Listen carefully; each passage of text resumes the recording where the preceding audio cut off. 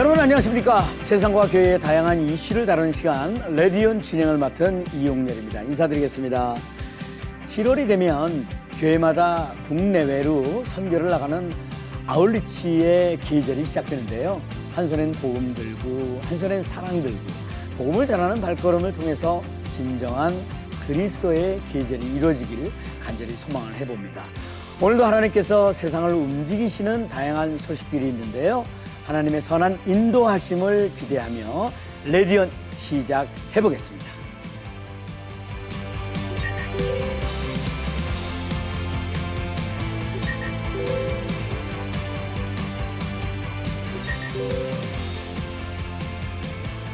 네, 한 주간의 교계 뉴스 중에서 가장 핫한 이슈를 골라서 깊숙이 파고들어서 집중 보도하는 이슈앤포커스. 네, 국민일보의 박용미 기자가 자리했습니다. 어서 오세요. 안녕하세요. 국민일보 네. 박용미 기자입니다. 네, 7월을 새롭게 시작하면서 어떤 뉴스가 기다리고 있을지 궁금한데요. 네. 네, 오늘은 목회자들의 휴식을 독려하고 있는 교회들과 또 평화 통일을 위해 꾸준히 노력하고 있는 교회들의 소식 전해드리겠습니다. 네, 그럼 첫 번째 뉴스 부탁합니다. 이 여름 휴가철을 앞두고 가족 또는 친구들과 함께 휴가 계획을 세우는 분들 많으실 텐데요. 네. 한국교회도 안식년 제도가 있어서 6년간 사역한 목회자는 1년 정도 휴식을 취하기도 합니다. 네. 그런데 이런 제도에서 소외된 이들도 있는데요. 부교역자 없이 혼자 사역하고 있어서 강단을 비우기 어려운 이 작은 교회 목사님들이나 네. 아니면 각 교회 부목사님들입니다. 네. 이 휴식을 누리지 못하는 목회자를 위해서 이어지고 있는 다양한 배려들에 대해 소개해드리겠습니다. 네, 목회자들이 잘 쉬어야 목회를 더 건강하고 즐겁게 할 수 있을 텐데 네. 휴식 없이 사역하는 목사님들이 많다는 게 참 안타깝습니다. 특히 작은 교회 목사님들은 대신 설교해 줄 사람이 없어서 고충이 크죠. 네, 그렇습니다.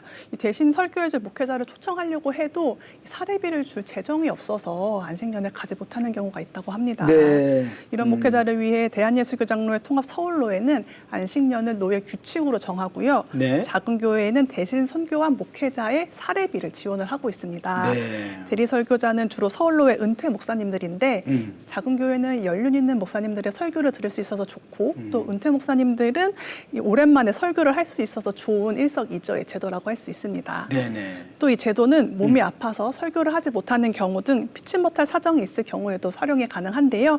이를 보고 같은 교단 다른 노회들도 비슷한 제도를 마련하는 등 이 움직임이 확산하고 있습니다. 네, 담임 목사님도 그 안식월을 갖기가 어려운데 부목사님들은 엄두도 못 낼 것 같다는 생각이 듭니다. 네, 부목사의 안식월을 적극 지원하는 교회도 있다고 들었습니다. 네, 이 서울 신길교회 부목사님들은 사역 6년을 마치면 한 달간 안식월을 떠날 수가 있습니다. 네. 안식월 기간 사용할 수 있도록 경력금도 지급하는데 지금까지 3명의 부목사가 이 제도를 사용을 했습니다. 네. 또 경기도 삼봉교회도 지난해부터 부목사 안식월 제도를 도입을 했는데요.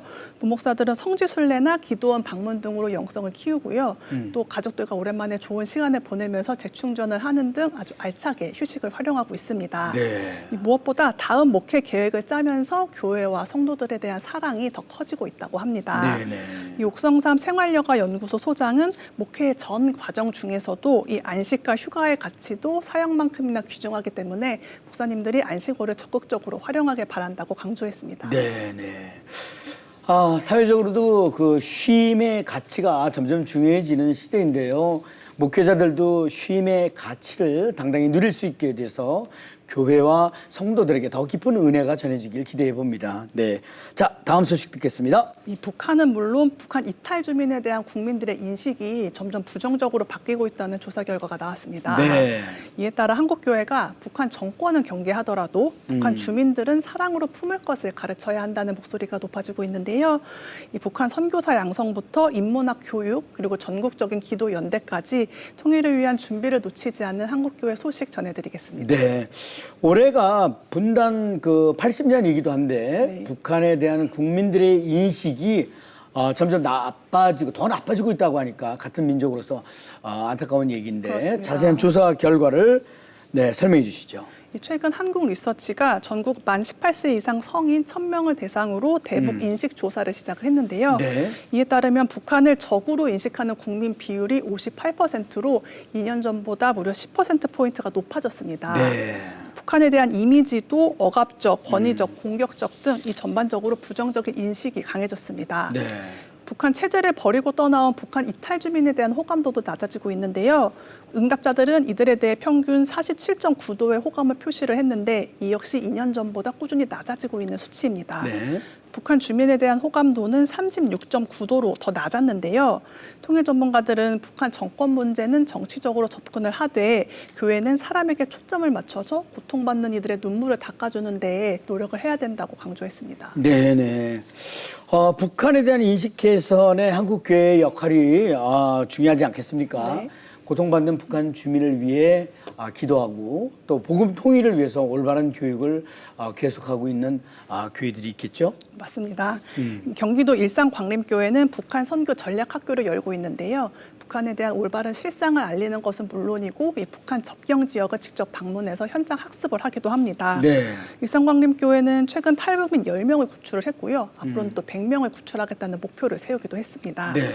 서울 강남비전교회는 탈북 목회자 대상 인문학 공부를 진행을 하는데요. 네. 북한에서 이 획일화된 교육만 받아온 이들이 주체 사상에서 벗어나서 문학이나 역사, 예술 등 이 다양한 인문 서적을 읽고 토론할 기회를 제공을 하고 있습니다. 또 주빌리 통일구국기도회는 교단을 초월해서 교회와 단체가 통일을 위해 기도를 하고 있는데요. 네. 현재 84개 단체가 국내외 53개 지역에서 기도회를 열고 있습니다. 네, 알겠습니다. 네. 언젠가는 우리의 기도와 노력이 열매를 맺어서 하나님께서 북한 주민들의 눈물을 닦아주고 평화 통일을 이루게 하실 줄로 믿습니다. 박용미 기자 대단히 감사합니다. 수고하셨습니다. 감사합니다. 네. 자, 이어지는 단신 뉴스 보시겠습니다.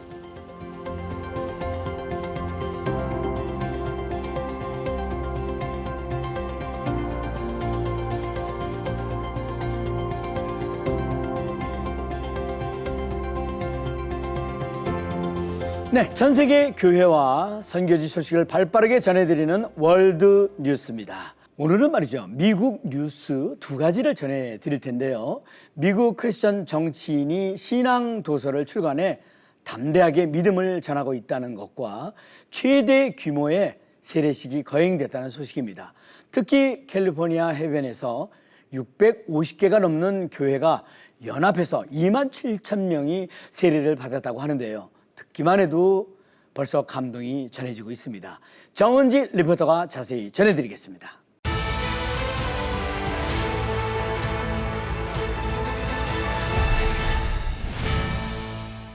미국 역사상 가장 큰 규모의 세례식이 거행되었습니다.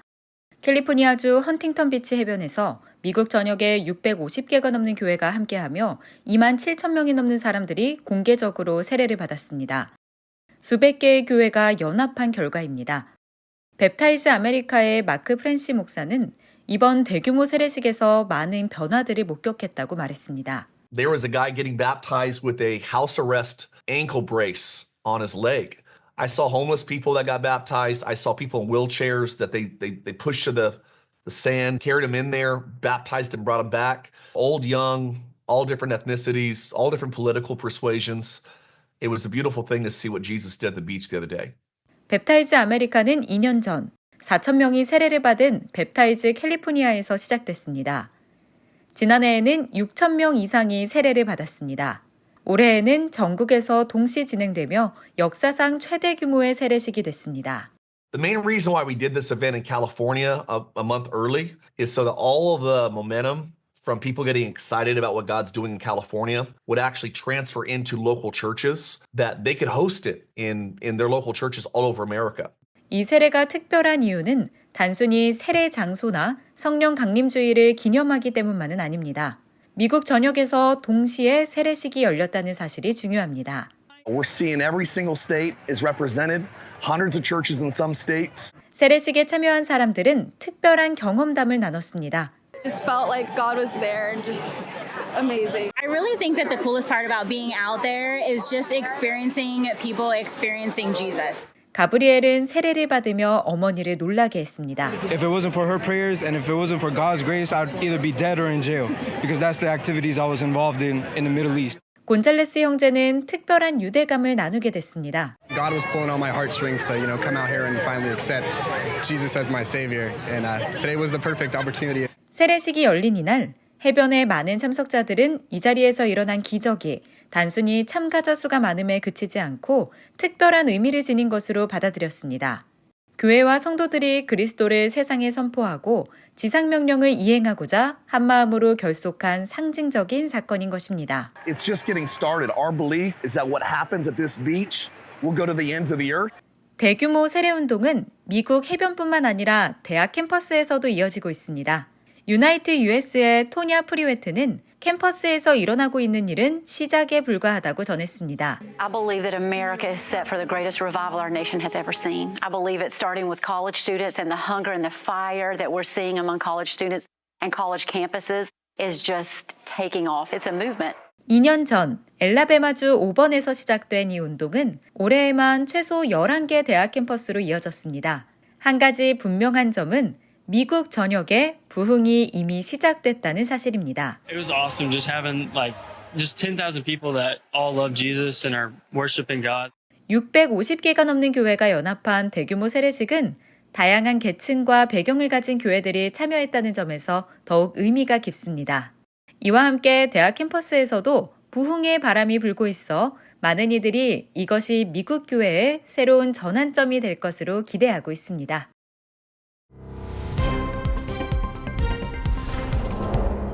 미국 워싱턴의 저명한 크리스천 의원이 신앙인들에게 리더십을 실천해야 한다고 촉구했습니다. 제임스 랭크포드 상원 의원은 의회에서 신앙이 자신을 인도한다고 밝혔습니다. 그는 최근에 크리스천이 어떻게 국가에 영향력을 미칠 수 있는지에 대한 책을 썼습니다. Biblical leadership, as simple as it is seeing the problem that God puts on your heart and doing something about it. 랭크포드 상원 의원은 자신의 첫 책을 어려운 때에도 크리스천이 리더십으로서 담대하게 신앙을 실천하도록 조언하는 실용적인 지침서라고 말했습니다. It's intended for us as people of faith to be able to slow down and go, okay, what is it? How do I understand how the scripture applies to me? What is it that I can actually do to have the greatest impact? 그는 국가를 변화시키려면 단순히 투표하는 것 이상이 필요하다는 것을 독자들에게 보여주고자 합니다. 각 장에서는 일상생활에서 모범을 보이며 리더십을 발휘하는 실질적인 방법을 제시합니다. 또한 분열된 정치 기류 속에서도 흔들림 없이 믿음을 지키는 방법을 안내하고 성경이 정부와 권위에 대해 어떻게 가르치는지 설명합니다. 그리고 용기와 친절, 일관성은 우리의 주변 환경에 효과적으로 영향을 미치게 한다는 점을 강조합니다. So I try to lay out what can you do in your school board, your communities, city councils, what can you do for mentoring the kid down the street that just needs some help in that family. There's a lot of ways we can be engaged in our country, but the first thing is to acknowledge there's a problem. 랭크포드 상원 의원은 이런 때에 책을 쓰게 된 것은 하나님의 섭리가 있다고 믿습니다. Well, I would say for me, I have to be confident this is God's timing because this has been a 3-year journey to be able to write it and to be able to prepare it and to be able to lay it out there. 랭크포드 상원 의원은 우리가 자신의 목적을 빨리 발견할수록 그 영향력도 더욱 커질 것이라고 강조했습니다. There's a big difference between a career and a calling. Career is what we do to get paid. A calling is what we were made for. And people are missing that. And so I wanted to be able to challenge people to say, let's reconsider again as Americans who we are. My hope is people would have a pen in their hand as they go through and that they would hear God's call in their own life to be able to know what their mission is as well in the days ahead. 이 시대의 크리스천들이 성경적 가치관을 바탕으로 한 리더십을 발휘할 때 진정한 사회 변화가 일어날 수 있다는 그의 메시지가 많은 신앙인들에게 도전과 격려가 되기를 기대합니다. 지금까지 월드뉴스 정은지입니다.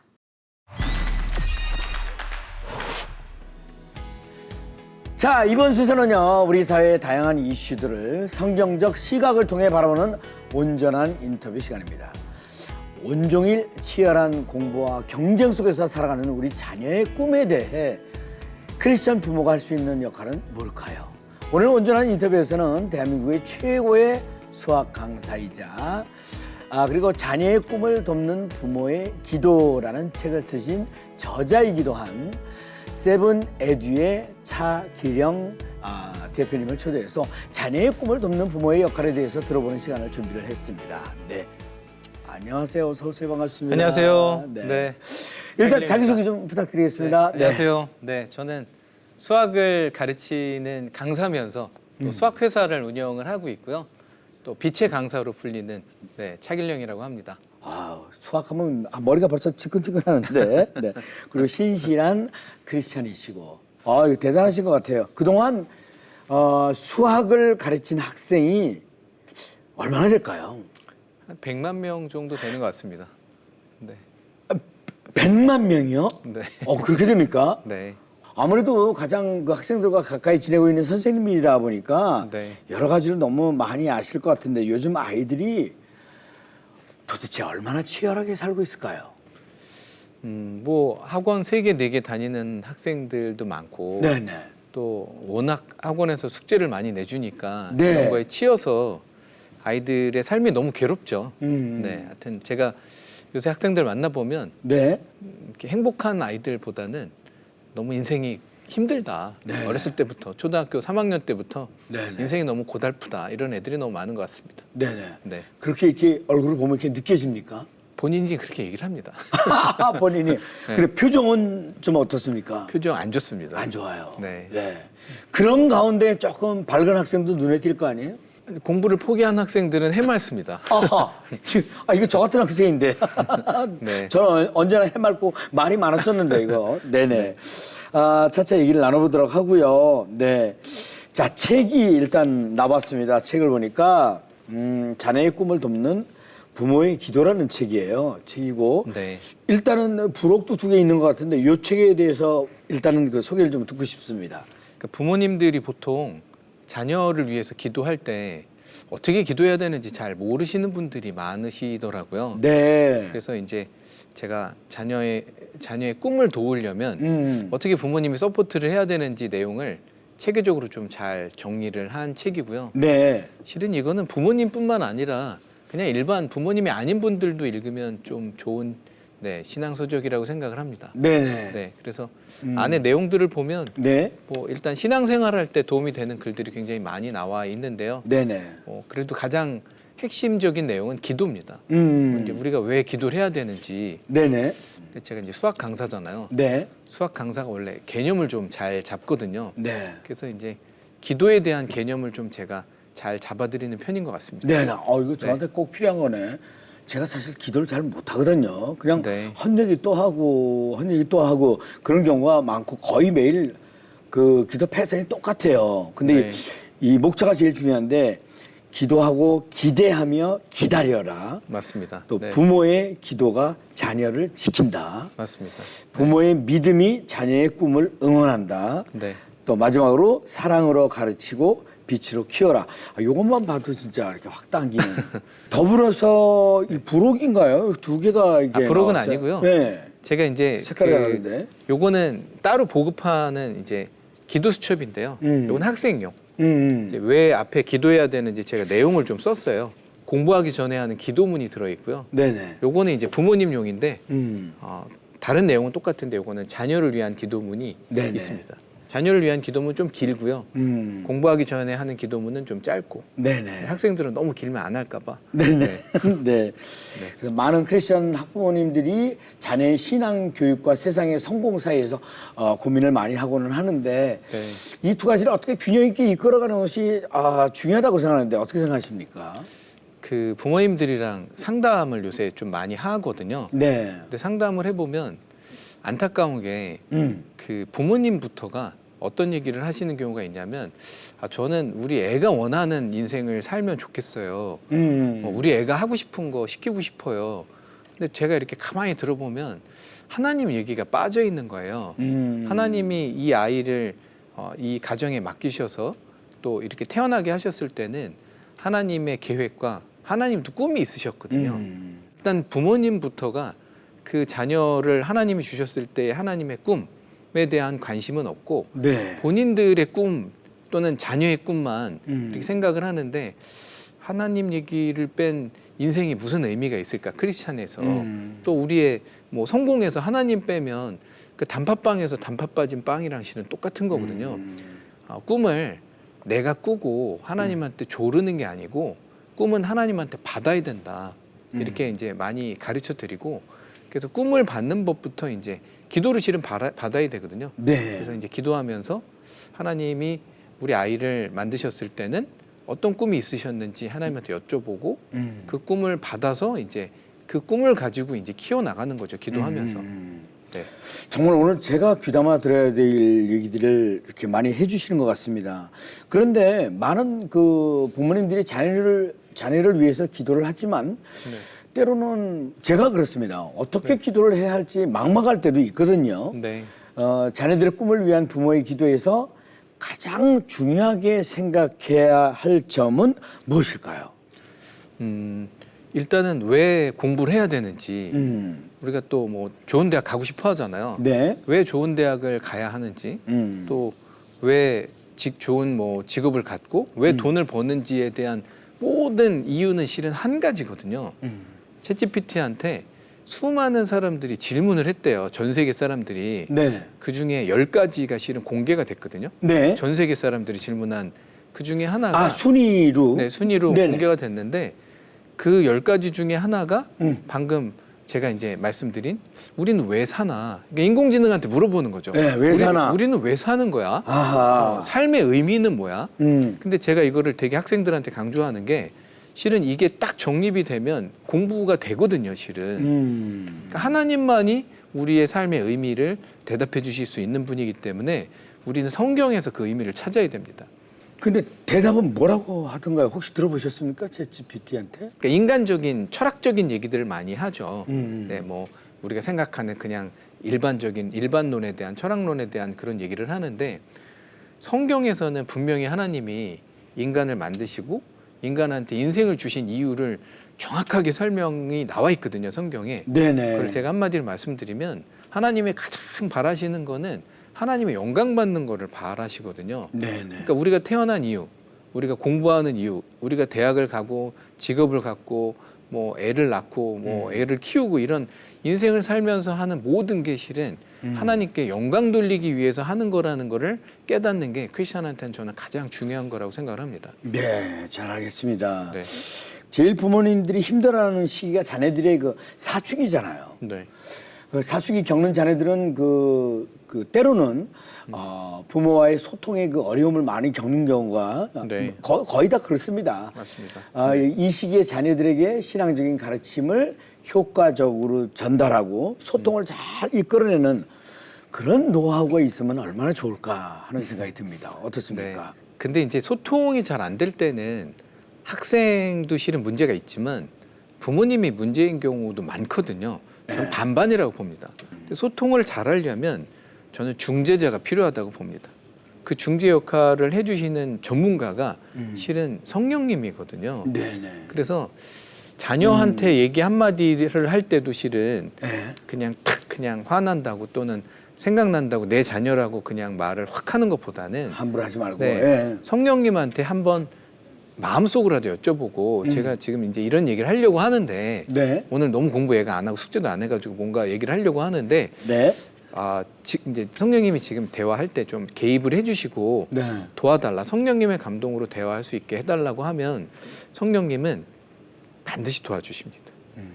이 방송을 자녀가 본다면 자녀도 엄마한테 얘기할 때도 뭔가를 쪼를 때도 성령님의 도움을 받아서 쪼르면 자기가 원하는 걸 이루어질 가능성이 훨씬 높다. 네, 저는 이렇게 말씀드리고 싶습니다. 뭐 비슷한 질문이 되겠습니다만 자녀가 겪게 되는 그 관계의 어려움에서부터 또 진학의 어려움을 보는 이제 부모의 마음도 정말로 어렵지 않습니까? 어렵죠. 네. 이럴 때는 크리스천 부모로서 어떻게 자녀한테 이렇게 지지하고 또 신앙 안에서 이렇게 극복할 수 있도록 이렇게 도울 수 있는지 그것도 한 팁으로 좀 얘기 부탁드리겠습니다. 네. 근데 저는 크리스천들이 대화할 때 실은 하나님 빼고 얘기를 하는 것 자체가 실은 의미가 없다고 생각을 해요. 분명히 이제 저희는 뭐 하나님이 말씀하시는 안에서 모든 거를 대화해야 하는 게 맞다고 생각을 하거든요. 그래서 의외로 제가 이제 수많은 아이들을 상담을 이제 하는데요. 의외로 크리스천 자녀들이 교회 안 나가는 아이들도 꽤 많이 있습니다. 그리고 교회를 빼먹는 아이들도 되게 많고 그래서 저는 모든 관계의 기본은 실은 우리 인간의 관계도 틀어지고 모든 이런 거의 기본은 다시 하나님하고 나하고의 관계로 돌아가야 된다고 생각을 하거든요. 그래서 일단 예배를 회복을 해야 된다고 생각을 합니다. 그래서 그 뭐 공부든 엄마하고 아이의 관계든 모든 관계는 시작은 저는 예배에서 출발한다고 보기 때문에요. 네. 그래서 저는 아이들한테 물어봅니다. 너 교회 출석 잘하니? 예배 잘 드리니? 매일 또 일요일만 교회 가니? 아니면 매일 하나님이랑 시간을 보내니? 이런 걸 통해서 기본을 정립해 나가는 거를 저는 되게 중요하게 생각을 합니다. 정말 많은 학생들을 이렇게 만나오시면서 크리스찬 교육자로서 자녀의 신앙 교육이 학업 성취에도 긍정적인 영향을 미친 사례들을 많이 보셨을 것 같아요. 전 절대적이라고 생각을 합니다. 성적에. 네. 네, 그리고 또 상담도 많이 하셨잖아요. 네. 네, 기억에 남는 사례 몇 가지 듣고 싶습니다. 고등학생이 아침에 늦게 일어나고 싶잖아요. 네. 힘드니까 보통 뭐 6시 뭐 40분 뭐 이렇게 일어나는데 네. 학생들이 이 학생은 기도하기 위해서 40분을 더 일찍 일어났다고 그래요. 그거를 고1, 고2, 고3 동안 중학생부터 고등학교까지 하루도 안 빼고 그거를 매일 40분을 아침에 집에서 기도하고 40분 일찍 일어나서 하나님한테 기도하려고. 그래서 이제 그렇게 했고 저는 깜짝 놀란 게 뭐냐면 고등학교 내신이 되게 중요하잖아요. 학교 시험, 중간 기말고사가 중요한데 얘는 시험 보는 당일날도 아침에 일어나서 똑같이 40분을 기도하고 시험 보러 갔다는 거예요. 네. 그래가지고 그게 얼마나 기특해요. 그러니까 결국은 하나님이 서울대 보내주시더라고요. 네. 그러니까 막 본인은 그래요. 자기는 엄청 다른 애들에 비해서 공부 열심히 한 건 솔직히 아닌데 잠도 하루에 잘 만큼 잤고 뭐 되게 일찍 잤대요. 아침에 네네. 6시 20분인가 뭐 6시인가 이렇게 일어나려고. 근데 한 10시인가 잤다고 그러더라고요. 그러면 네. 야, 넌 고3이 10시에 자는 게 말이 되냐? 그래. 하루 8시간씩 잤다고 막 그래요. 7, 8시간씩. 근데도 하나님이 그 공부할 때 집중력을 주시고 네. 오래 기억할 수 있는 기억력을 주셔가지고 그렇게 하나님이 서울대를 보내주시더라고요. 네, 그런 걸 보면서 아 정말 기본이 중요하구나. 하나님한테 잘하는 게 되게 중요하구나. 네. 우리 시청자 여러분, 특히 공부하는 우리 자녀를 두시는 학부모님이 정말 핵심 중에 핵심을 오늘 말씀해 주신 것 같습니다. 네. 이거는 정말 믿으시기 바라겠습니다. 네. 이 끝으로 자녀의 신앙 교육에 대해서 이제 고민하시는 모든 크리스찬 학부모님들 네. 많이 계실 거 아니겠습니까? 격려와 희망의 메시지를 이제 해주셔야 될 텐데 네. 또 한마디 해주시고 또 대표님의 앞으로 계획과 또 기도 제목도 이렇게 전해주시면 감사하겠습니다. 네. 제가 요새 학생 학부모를 1대1로 무료로 상담을 해드리고 있어요. 네네. 보통 이제 엄마가 데려오거든요. 네. 엄마랑 애랑 저랑 이제 3명이서 상담을 하는데 마음에 기쁨이 오는 거예요. 몸은 힘든데 마음에 되게 기쁨이 오고 학생하고 학부모님들 이제 어떻게 공부해야 될지 어떻게 신앙생활 해야 될지를 제가 뭐 공부하는 방법 30분 정도 신앙 관련된 거 한 40분 정도 이렇게 상담을 해드리는데 하나님의 셈법이 저는 이상하다는 생각이 들었습니다. 네. 상담을 하면서 이 하나님은 그러니까 제가 막 큰 교회 가서 강연을 할 때는 뭐 1000명, 1500명 되는 큰 대형 교회 가서도 60분 정도 강의를 하거든요. 네. 근데 요 한 명의 학생 뭐 중학교, 초등학교 요 한 명의 학생들한테도 하나님은 똑같이 1시간 이상을 쓰게 하시는 거예요. 네. 그러니까 일반적이진 않잖아요. 세상에서는 이렇게 안 하잖아요. 네네. 어떻게 보면 되게 미련하고 바보 같은 짓이라고 생각을 하는데 하나님이 이렇게 제가 질문을 했을 때 성경에 있는 모습을 딱 보여주셨는데 그게 예수님이